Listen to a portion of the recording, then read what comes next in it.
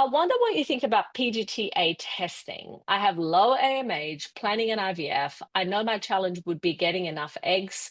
So I may get only 1 to 2 embryos. I read PGTA may damage the embryo. Good embryos may be discarded. I'm 38. Would you still do PGTA testing on one embryo?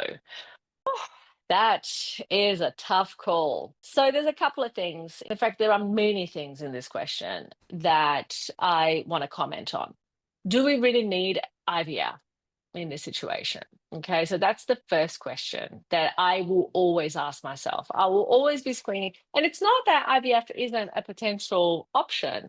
It is. However, is it the best option? Is it the most direct path to baby in a particular situation?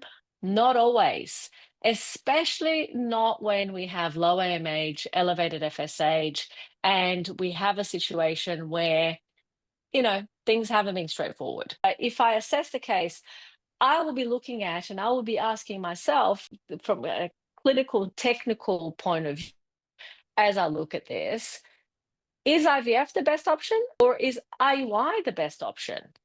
Given the fact that if we have a situation of low AMH, we know that IVF across the board, population data shows this very clearly, is not a very good option for a live birth.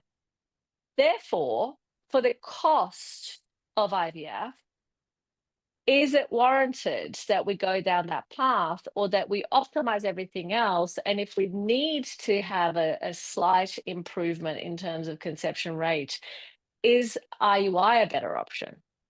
And you see, your doctor isn't necessarily going to actually be the one telling you that you should go and do IUI instead of IVF in this kind of situation because IVF pays better. So unfortunately, the skeptic in me is always going to, make no mistake about it, IVF is a multi-billion-dollar business. And so, and doctors are paid by, and in fact, clinics are paid by a number of cycles conducted. So if the first cycle doesn't work, let's try another 5. It's a good strategy. The point here is that, and I'm not saying either here or there, at the end of the day, people need to do what they feel is most, going to be best for them.